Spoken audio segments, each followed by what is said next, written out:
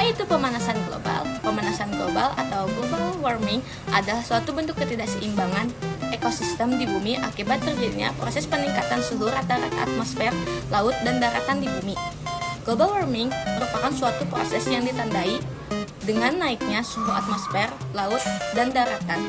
Sekedar info, suhu rata-rata di global pada permukaan bumi telah melonjak 0,74 sampai 0,18 Celcius dalam 100 tahun terakhir. Jadi fix nih, bumi kita sudah semakin memanas. Global warming bisa mengakibatkan efek rumah kaca.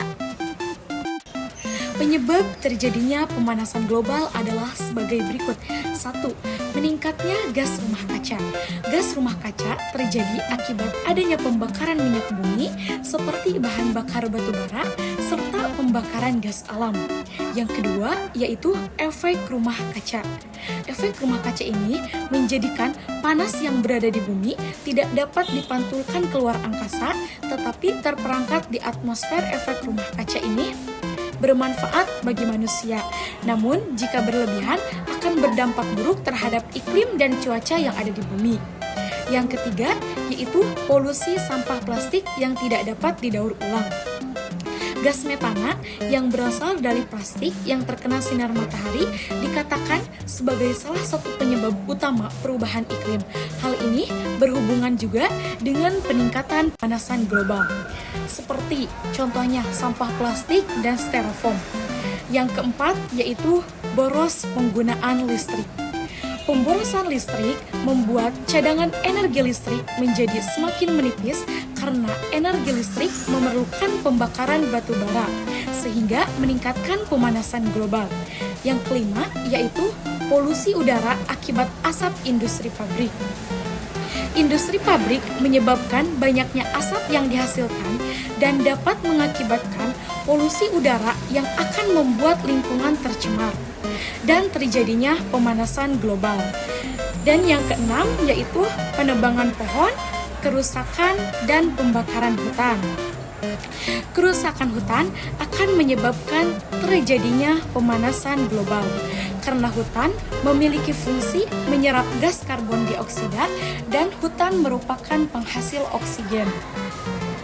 Dan yang terakhir yaitu penggunaan CFC secara berlebihan karena zat kimia ini dapat mengakibatkan penipisan lapisan ozon. Dampak yang ditimbulkan dari pemanasan global sangat berbahaya bagi kehidupan, seperti berikut ini. Yang pertama, kebakaran hutan. Kenaikan suhu udara yang tinggi dapat memicu terjadinya kebakaran hutan. Hal ini akan membuat hutan menjadi gundul, serta asap yang dihasilkan akan mencemari air, tanah, dan udara. Yang kedua, mencairnya es di kutub. Naiknya suhu di udara dan di dalam laut akan membuat es di kutub-kutub bumi mencair. Mencairnya es-es tersebut akan meningkatkan volume air laut. Yang ketiga, terjadinya wabah penyakit.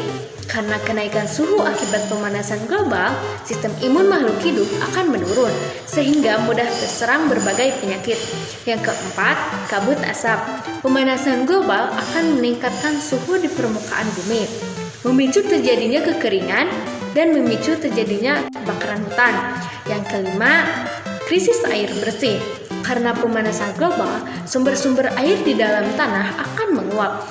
Selain itu, sumber-sumber air tersebut juga akan tercemar sehingga krisis air bersih tidak dapat dihindari.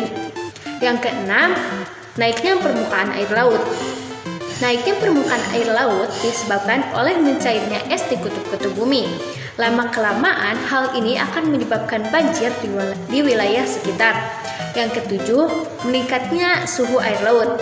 Terjadinya pemanasan global ditandai dengan kenaikan suhu di permukaan bumi, termasuk di dalam laut. Hal ini dapat membuat makhluk hidup yang hidup di dalamnya akan mati, sehingga terjadi ketidakseimbangan ekosistem.